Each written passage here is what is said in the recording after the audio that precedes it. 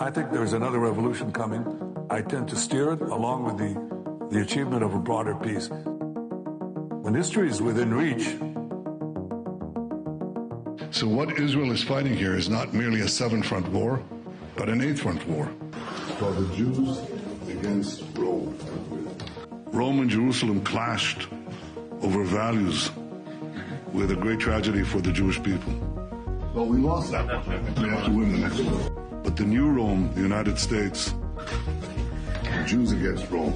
We stopped playing defense and have moved to offense. The weapons change over time. You can't fight today with swords. That doesn't work very well. But we need the kind of genius that manufactured Apollo gold pagers and infiltrated Hezbollah for over a decade to prepare for this battle. But we have to fight with the weapons that apply to the battlefields in which we're engaged. And the most important ones are the social media. Because the next war will be decided based on how Israel and its allies perform online as much as offline. This is the eighth front, the disinformation campaign. It is actually this eighth front where our enemies believe they can actually defeat the Jewish state. This is the kind of ingenuity and inventiveness that have always been a hallmark of the state of Israel, that have always been a characteristic of the Jewish people. I know we can do it. A lot of this is done with money. Invested billions and billions of dollars in the information battlefield. Money of NGOs, vast. Money of governments, vaster. We prohibit harmful stereotypes about Jewish people, such as claims that Jews control financial, political, or media institutions. You're damn right we're going to cancel them and deplatform them. We monitor them online, social media, messaging apps, video games, cryptocurrency. Hitler admirers, Stalin admirers, Jew haters. Podcasts, short-form video, Wikipedia, LLM. American haters, Churchill haters. We monitor these people and we share the intelligence with the FBI. You think your stupid little podcast is going to change the world like hell it is? Social media, this is the new battlefield. You don't get to wrap your psychotic, mental, unhinged Nazi. We do not allow Holocaust denial and distortion. And the most important purchase that is going on right now is TikTok. TikTok, number one. For every 30 minutes that someone watches TikTok, they become 17% more anti-Semitic.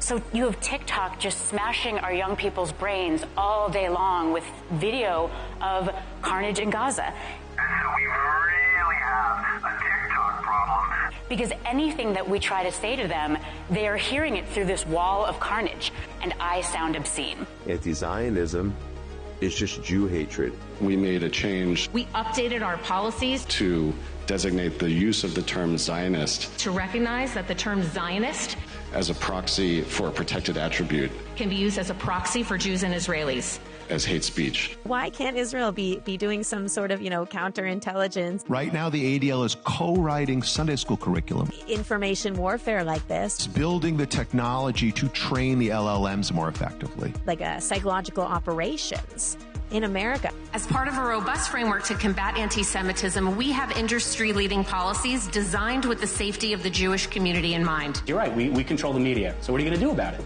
You're going to bitch on Twitter? Like, okay. Meanwhile, we're going to control more of the media. And working with OpenAI, with Alphabet, with Anthropic, with Meta, with Microsoft, we are working with them now to train the LLMs. We also have, I think, over 24 Jewish organizations that are constantly feeding us intelligence and information. So number one, we measure and track. Number two, we monitor and disrupt. We have a whole apparatus. I have 40 analysts working full-time, 7 days a week, 24 hours a day, monitoring extremists. Monitoring campuses, digital networks, activist groups, and public officials. We have several PhDs on staff. We have a network of academics and scholars we work with around the country. I've talked to the leaders of AI in the world, and you ask yourself, there's so many blessings in this, but there could be a curse. First thing a country needs to do is to unify all of their data so it can be consumed and used by the AI model. We need to invest in intelligence to understand who are the anti-Semites, who's funding them, what's their plans, who are the leaders, and then once we have that, we can define who is an enemy we can attack.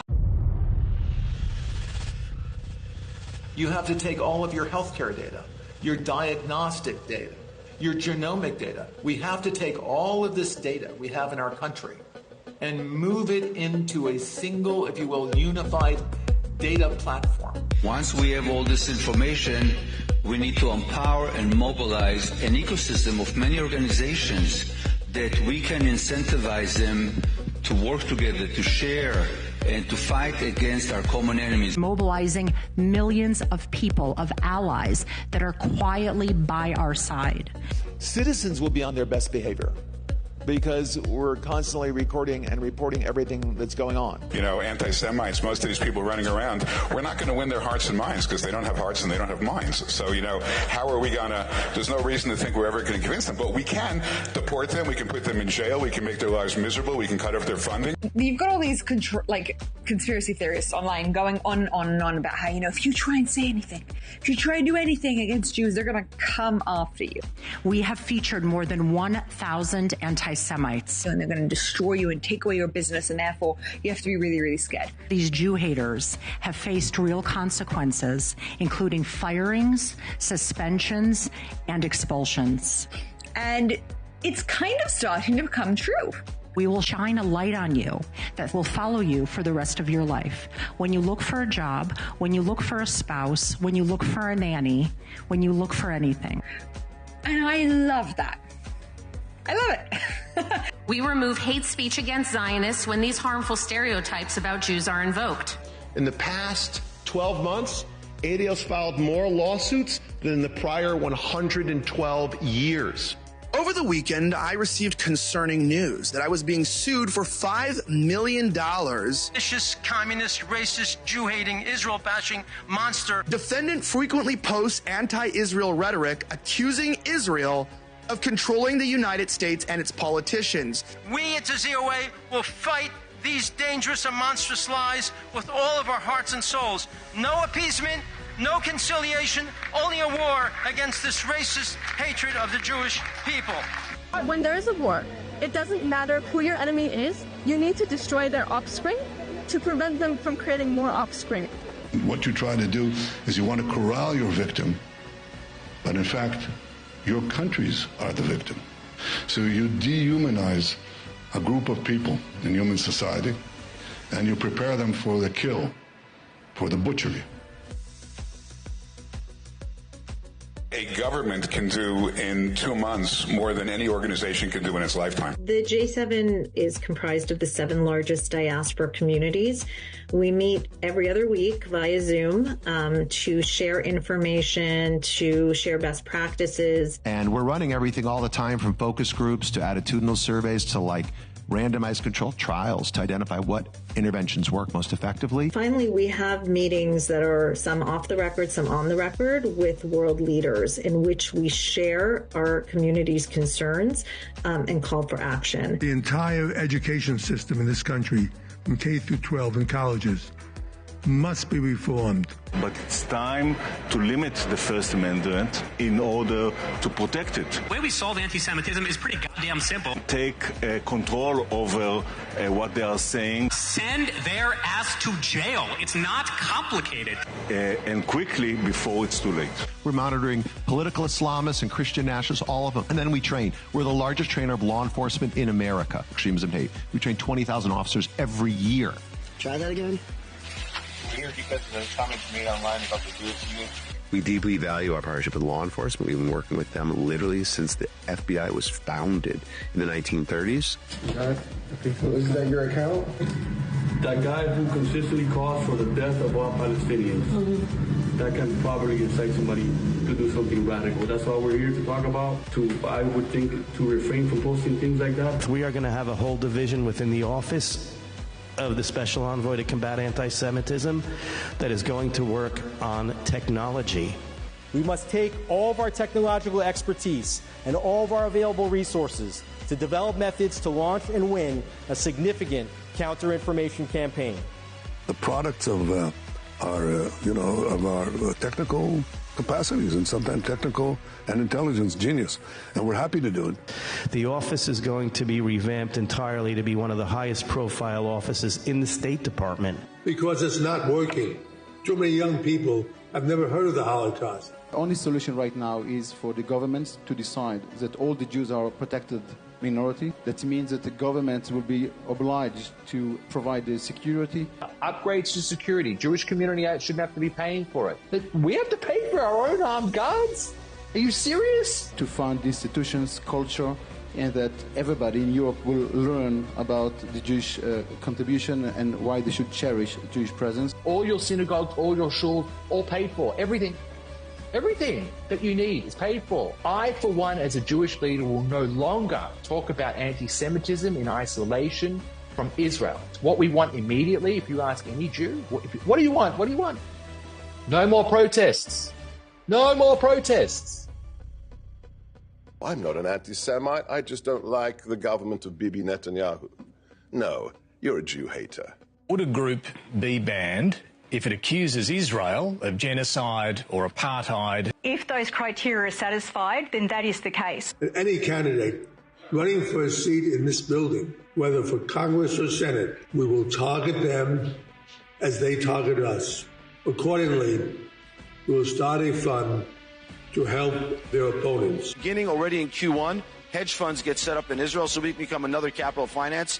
I'll argue we will beat London within a short decade as the second capital of finance. It's going to be New York as a gateway to America, Hong Kong a gateway to China, Dubai a gateway to Southeast Asia, and Israel as a gateway to other parts of the world. So we heard earlier about a mission, a goal to bring 1 million immigrants to Israel.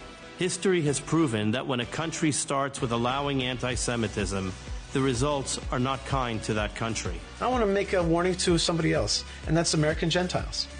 The minute your country is taken over by anti-Semitism, the minute you start to be a country that's not blessing Israel but cursing Israel, you have begun the process of shrinking away from your empire.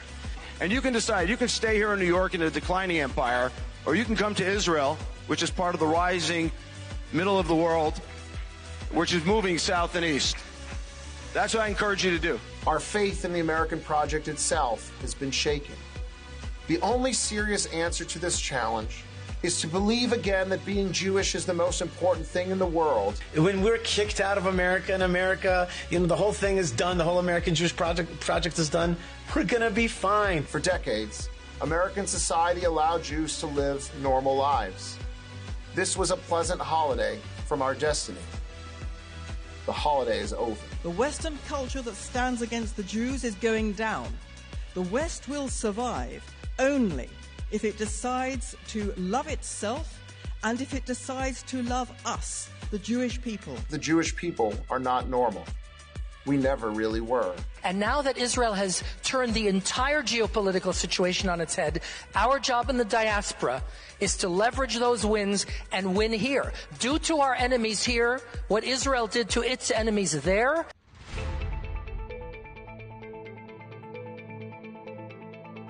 And to the world, I say this: history will not remember those who merely denounced hatred in polite language. History will remember those who acted.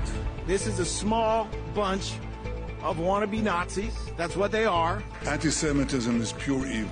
If we have to hunt you down the way they hunted down Nazis for decades, we will find your identities. We will find you. We will achieve justice. I think we're at the cusp of a new age, because I think that we will achieve the expansion of peace. I think that we are in a new age because I think that the possibilities of technology, with their risks, especially in AI, but with their positive benefits, are enormous in every field. I mean, from agriculture to health to transportation and I think that we are together. We can lead this and become not a secondary power, but a primary power.